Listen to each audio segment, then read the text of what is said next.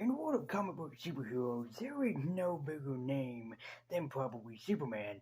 And Superman has his many different parodies over the years, and especially still today, Superman parodies are popping up all over the place.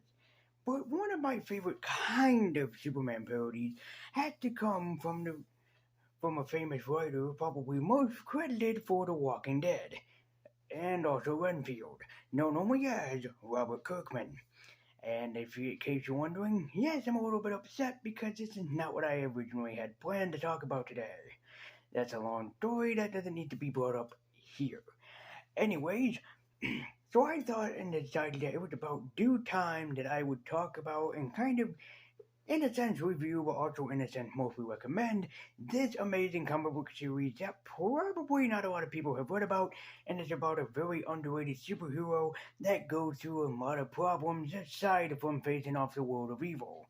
He's young, he's hip, and he also had a limited TV series. Let's give it up for Invincible.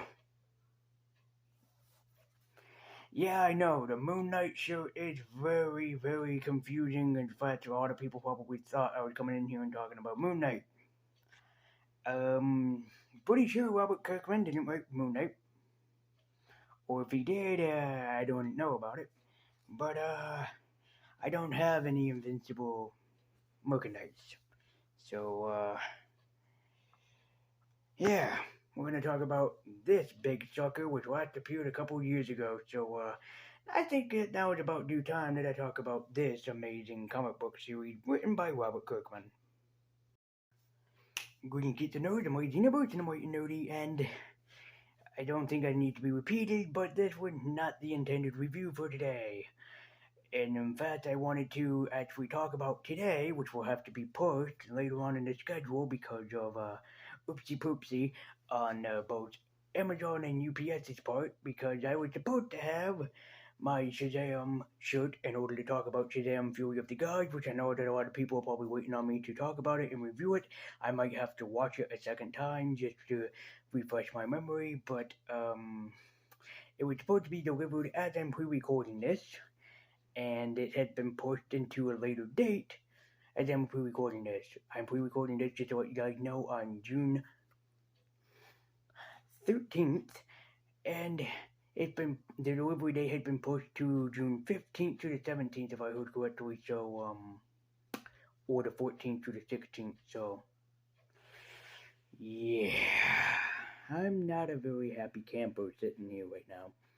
But that's what pre-recording and also pre-uploading to YouTube is all about, which is why I love YouTube premieres. It saved me a hell of a lot of stress of worrying about it later. So, Robert Kirkman's Invincible. This is a series that probably you've heard every single comic book person here on YouTube, just a casual comic book reader. Anybody has always been saying, you need to read Invincible, you need to read Invincible, you need to read Invincible. And guys, you need to freaking read Invincible.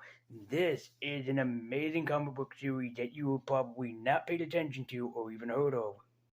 For those of you that don't know, Invincible follows the story of a young man named Mark Grayson, who is the son of a very beloved superhero, who is supposed to develop superpowers very similar to the X-Men, and the day that he does, he ends up becoming a superhero, although his superhero outfit that he first wears is very iconic, and also kind of a reference to Spider-Man's first costume that he wore in the comics and mainly the movies. It's not very good.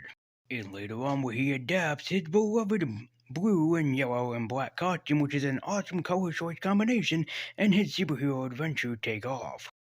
Mark Grayson, especially for just being a teenager, pretty much has a very relatable characteristic, especially like Peter Parker, and in fact, he, in my opinion, and I am a huge Spider-Man fan of both Peter Parker, Ben Riley, Miles Morales, any of the Spider people, to tell you that, in my personal opinion, Mark Grayson's official family that he hangs around with, which we'll talk about in just a bit, and his also characteristic is much more relatable than that of Peter Parker, in my personal opinion.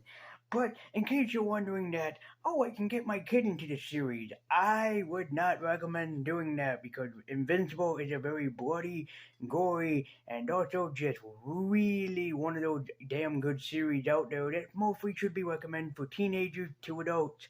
It is not a children's series. And also there are other parodies that is in this. Like for one thing, he go to Reginald Vell Johnson High School. And in case that sounds familiar, you know your old day TV. If it doesn't sound familiar to you, that's not my problem. That is your fucking problem that you don't know Reginald Vell Johnson. But a quick search can reel it up for you. But Invincible is not without his supporting characters, and Mark Grayson, aside from his father, which we'll talk about in a bit, does have a lot more supporting characters that gets him through the day. First, you probably have to talk about Invincible's parents, Nolan, and I forget his mother's name, who are very charismatic characters, and especially her father, who we'll talk about in just a smidgen, but his mother goes through the most trauma and adventures throughout this entire series. This is a woman who had to suffer, who goes through hell and back again, and you know what? She made her life better in the term because of it. She becomes back stronger in this series and becomes a very likable character, at least in my opinion. There is Mark's best friend, Will, who goes through some of the stuff that he goes through. He actually figured out his secret superhero identity pretty much very, very early on, and he kind of joins Mark in on all of his adventures and everything that he goes through. There's also Mark's first girlfriend, Amber, who is Amber? There's not much that we can really be said about Amber. She's a pretty unique character. She goes through some trauma as well as being Mark's girlfriend. He ends up telling her that he's invincible. And then, she asks him if his costume can come off for some very good reasons that the older audiences can figure out. The children will just have to wait. But there's also my favorite character who sometimes hangs out was Invincible, known only as Alan the Alien, who pretty much is a very likable character in my opinion. Alan goes through a hell of a lot in this series. But not just that, Alan had some pretty comedic moments in this, and in fact he becomes one of my favorite characters later on in the series, very similar to Monster Girl, who we'll talk about in just a bit. One of the best things about Alan the Alien in the series of Invincible is the fact that he comes from an alien race species that is not supposed to get married. They can date, they can have partners, but they're not supposed to basically marry or have sex or anything like that. There is a very funny scene that ends up happening in here when Alan returns back to his home planet after he meets Invincible and he realizes he's a really cool dude and everything. And his girlfriend is like, "You decided to come in here after so long and you do not end up doing anything with me, and we have been together for this many time." I think it's like a couple years they've been together. And he's like, "But sweetheart, you don't understand. My alien race, they cannot have sex. We cannot have children or anything. We can't even get married. It is against the religion and everything that my species stands for." And she's like, "Honey, we are not doing this. We are going into that bedroom and we are making magic happen." And Alan ends up making magic happen. It is a very funny series because Kirkman decides to say, "You don't want to know," as the narrator, like, "You don't want to know what's happening in here. You really don't want to know what's happening in here." And then at like the bottom of one of the panels, he goes, "And you damn well don't want to know what explosion is doing with Multicate. You do not want to know what goes on over in that territory." But aside from being a quirky, fun superhero book, there is a lot that ends up happening with a lot of the side characters, and Kirkman writes these characters really, really well. And I'm not going to spotlight all of them because there are just way too many characters that Kirkman, end up using in here. But let's talk about the parodies of both the Teen Titans and the Justice League. I'm not going to go through all of them, but damn, man, this series is just fun with Kirkman going, "Okay, we have the Justice League, we have the Avengers, we have so many superhero teams in the world. Let's just have fun and let's create our creative ways around what these superheroes can really look like." The first superhero parody that we get introduced to is, I believe, called the Teen Brigade, and they're basically aesthetically the assumption of the Teen Titans. Members are Robot, Rex Virgin, Multicate, and another character that becomes romantically inclined with Invincible, Atomic Eve, or as she's also known as Atom Eve. But then you have the Guardians of the Globe that are parodies of the Justice League. Like you have Darkwing here, who basically has, I think, like shadow powers or whatever, but you can tell that he's blatantly a parody of Batman. There was a French superhero known only as the Red Rush, and as you can tell, yep, he is blatantly a parody of the Flash. Go nuts and go crazy with it. There's a parody of Wonder Woman and also Big Barda, known only as War Woman. And get this, against Frederick Wordum, War Woman is in fact a lesbian. Fuck you and your stupid book, Wordum. There was also Fish Man, who was a blatant parody of Aquaman, and I guess he'd proven his worthlessness by just sitting underwater because funny against Aquaman. And lastly, leading out the team, or kind of lastly, there was Martian Man and Green Ghost. If you can tell what they're a parody of, good for you, because it's blatantly frickin' obvious what they're supposed to be a parody of. There also was an invincible superhero, kinda sort of, known only as the Immortal, who had been alive for so many years and for so long, and if his head is still attached to him, he remains immortal. If not, then he ends up, I guess, dead. And then there's Omni-Man. Oh dear lord, there is Omni-Man.